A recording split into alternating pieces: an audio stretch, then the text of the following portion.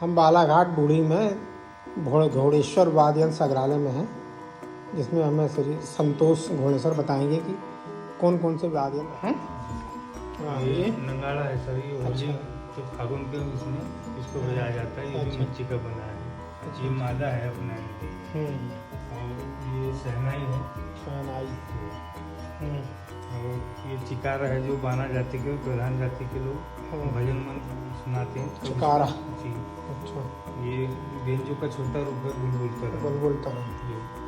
और ये झांझ है अपना, झांझ इसको बोलते हैं। ये तबला है। ये स्त्री पुरुष है। जी हैं? जी है ना? तबला इसमें स्त्री पुरुष रहते हैं क्या? जी जी, मैंने इसको बोलते हैं अपना। अच्छा अच्छा। ये दूसरी है ढोलक। ये अच्छा अच्छा। और ये छत्तीसगढ़ का एक गुदुम है। गुदुम। जी, ये भी टिमकी का छोटा रूप है अपना। अच्छा अच्छा। ये बाना जाति का वाद्य है। ये बाना। ये वायलिन से इसी से उत्पादन हुआ वायलिन अच्छा का। अच्छा। ये टिमकी है, टिमकी के तीन स्वरूप है। अच्छा अच्छा। ये लौकी का तुम्बा है, जो ये भी वाद्य का काम करता है। अच्छा। ये भी टिमकी है, टिमकी का रूप है। ये अच्छा। नंगाड़ी का छोटा रूप है। ये कुंडी है सर, मटके की। अच्छा। ये भी यानी वाद्य के रूप में उपयोग करते हैं। अच्छा। ये दफड़ा है सर, ये अपने दफड़ा। जी। डफली है। जी। ये है अपना तंबूरा है। तंबूरा। जी। ये अलग सा दिख रहा है। ये क्या बोलना चाहिए, लकड़ी की। बांस नंगाड़ा है ये। अच्छा, बांस नंगाड़ा। जी, बांस के नंगाड़े जैसे इसकी भी जमाती सर। अच्छा अच्छा। ये कितने साल से कर रहे हैं अपन सागर? लगभग 36 साल से इसका सागर कर रहे हैं। अच्छा। इसके बारे में बताइए। ये पखावज है सर। ये अच्छा, पखावज। ये नंगाड़ा है। मांदा ये बड़े स्वरूप में मिट्टी का बनता है। अच्छा अच्छा। ये मांदर है अपना। मांदर। ये हमारे भैया उड़ीसा छत्तीसगढ़ की ये अपना डांगा आदिवासी बजाते हैं, कर्मा में बजाते हैं। कर्मा शैला है अपना। कर्मा स्वाद है।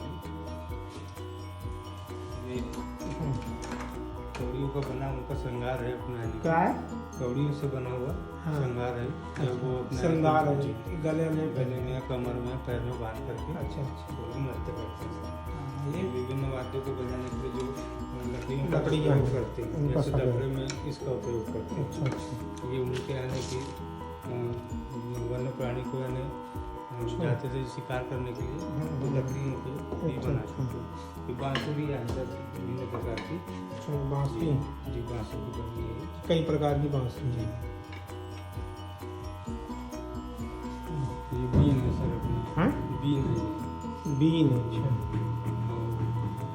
ये भी झांझ जैसा है। हैं? झांझ की जैसा है ये अपना। झांझ। ये आपके द्वारा अच्छा, अच्छा। है सर। ये खंजरी है सर। खंजरी। ये खंजरी का रूप है सर। ये है डाहक गुवारा समाज के। हाँ? गुवारा समाज के अच्छा अच्छा। इसका उपयोग करते हैं मंडी मेले में। ये रुंझा है सर। बैगा जाति के लोग इसका प्रयोग करते हैं। ये है तुर्रा सर, यानी जंगली बायसिंग का बना हुआ। बायसिंग। जी, बायसिंग का सर। ये तुम्बा है ये भी। ये भी तुम्बा टाइप का है। ये भी बात है लकड़ी का। ये भी यानी मॉडिफाइड होता है अपना बात। ये तारा है। ये तारा है। ये सब क्या है? ये मजीरा है। मंजीरा हो गया सर। ये मजीरा। ये स्कूला है सर, नारद मुनि लोग। और ये क्या है? ये मछली पकड़ने का। नहीं सर, ये अपना यानी कि उनको जो नृत्य करते हैं, यहाँ पर फूलों को सजावट करके। अच्छा, सजावट है, गले में पहनते हैं। हाथ पकड़ते हैं अपने इसको। अच्छा, हाथ में पकड़ के चला। इस तरह से पकड़ के इसको अच्छा अच्छा। नृत्य करते हैं। तो ऊपर भी रखी हुई है ढकली वगैरह नहीं? हाँ, अभी बड़े रूप में आते हैं, बाद में मॉडिफाइड करके इसको बनाएंगे। कीमती से ही इसका निर्माण किया गया। कीमती से बांगो। जी, बांगो का मॉडर्न।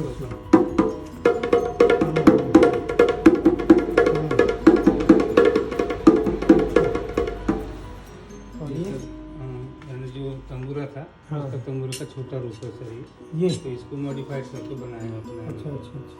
तो इसी तरह से महीने बाद भर्ती करना पड़ेगा। ये जलगुंडी है सर, यानी कि बाबूजी के द्वारा इसमें पानी भर के इसको लिखना जाता है सर। पानी भरना जाता है।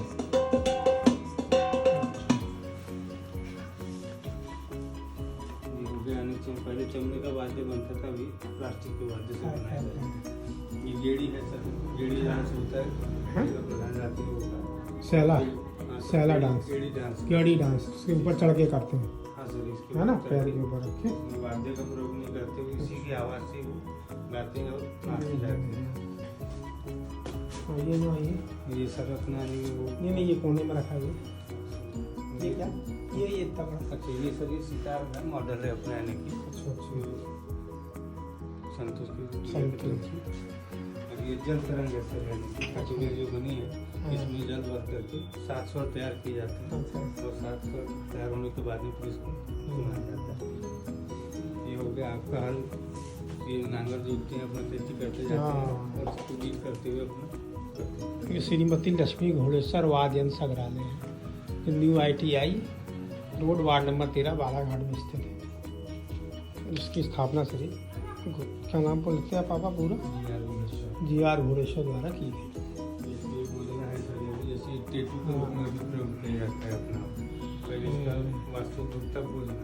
इनको ये वाद्य यंत्र संग्रहालय देखने आई थी, आपको कैसा लगा बताओ। यहाँ पर आके हमें पुराने वाद्य यंत्रों के बारे में जानकारी मिली।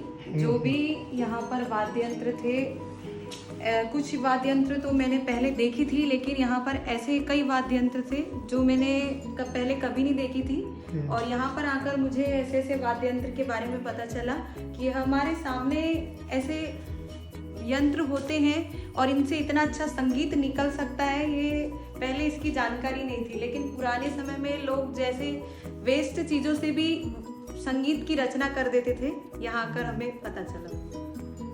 और कुछ सुझाव देना चाहोगे आप इनको?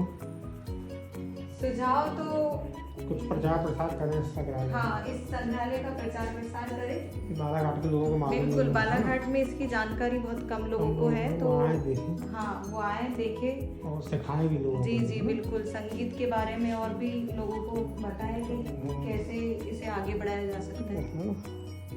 लेकिन बेगा डेहरवाल बालाघाट। घोड़ेश्वर जी, आप बताएंगे कि आपके संग्रहालय की स्थापना आपने किस सन में की? इसकी संग्रहालय की स्थापना मैंने 2010 में की है। 11-12 साल हो रहे हैं उसको। आपको प्रेरणा कहाँ से मिली थी कि आपको बालाघाट में इस तरह का संग्रहालय खोलना चाहिए? हाँ, प्रेरणा मुझको ऐसी मिली कि मेरी पहली जो शासकीय सेवा थी, ये बैयर तहसील में जहाँ पर आदिवासी बाहुल्य क्षेत्र है, वहाँ पर मेरी पहली पोस्टिंग हुई थी। तो वहाँ पर मैंने देखा कि वहाँ पर तरह तरह के ट्रेडिशनल वाद्य यंत्र, जैसे अपना नगाड़ा, टिमकी, मादर, बांस और अन्य तरह के मैं वाद्य यंत्र को देखा, तो मुझको ऐसा लगा कि ये वाद्य यंत्र तो कुछ सालों के बाद में विलुप्त हो जाएंगे, और विलुप्त हो जाएंगे तो ये हमारे आने वाली पीढ़ी को ओरिजिनल वाद्य यंत्र नहीं दिखेंगे। आजकल की जितने भी पाश्चात्य संगीत के अपने वाद्य यंत्र है, वो सब मॉडिफाइड है, यानी वो इन्हीं पुराने अपने वाद्यों को यानी कि कल्पना अपना करके उनका मॉडिफिकेशन किया गया है। जैसे अपन उदाहरण के लिए बताऊं मैं आपको, जैसे वीणा, सरस्वती की वीणा, वो वीणा भी जो है मॉडिफाइड है, क्योंकि उसका निर्माण जो है एक ताला से तंबूरे से हुआ है, यानी तंबूरा बोलते हैं उसको। तो तंबूरे से ही अपनी वीणा, सितार, गिटार, ये तमाम जो अपना तत् और वितत वाद्य है, तो ये पुराने वाद्य यंत्रों का ही मॉडिफिकेशन है। तो आपको इस वाद्य यंत्र को इकट्ठा करने के लिए, संग्रहित करने के लिए कहाँ गए थे आप और कितनी मेहनत करना पड़ा? हाँ, इसके लिए मुझको बहुत ही मशक्क़त और मेहनत करनी पड़ी। मैं यहाँ तक कि यानी कर्नाटक के, तमिलनाडु तक के मैं यानी गया हूँ, और फिर इधर पूरे अपने महाराष्ट्र है, छत्तीसगढ़ है, जी जी। इस तरह से मैंने वाद्य यंत्रों को संकलित किया है। तो इसके तरफ से, सरकार की तरफ से आपको कोई सहायता मिली या फिर आपने खुद अपने निजी खर्चे से इस संग्रहालय को नहीं, स्थापित किया? शासन से मुझको किसी प्रकार की यानी इसके संरक्षण या संवर्धन के लिए कोई यानी मुझको आर्थिक सहायता नहीं मिली, मदद नहीं मिली। ये मैंने अपने स्वयं के खर्चे से, स्वयं के प्रयास से ही मैंने इतने वाद्य यंत्र जो है संकलित किया है। तो आगे आप चाहते हैं कि सरकार आपकी सहायता करे? हाँ, और बिल्कुल बिल्कुल। इसको और हाँ, आगे बढ़ाए संग्रहालय को? जी, यदि शासन यदि अपना सहायता करती है तो डेफिनेटली यानी ये अपना संग्रहालय है, ये संग्रहालय हमारे मध्य प्रदेश में इकलौता निजी संग्रहालय है। जी बिल्कुल। फिर जितने भी संग्रहालय है तो ये सब इन्हें शासकीय संग्रहालय मिलेंगे, लेकिन पूरे मध्य प्रदेश में ये बालाघाट का एक इकलौता निजी संग्रहालय है जी जी जिसमें लगभग 100 प्रकार के वाद्य यंत्र हैं। जी। और इसकी विशेषता ये है कि जितने भी वाद्य यंत्र है वो सब चालू हालत में है, बोलते जिसको भी आप हाथ लगाएंगे वो बजेगा। जी बिल्कुल। इस तरह से। धन्यवाद सर, आपसे बात करके हमें बहुत अच्छा लगा। जी धन्यवाद। जी।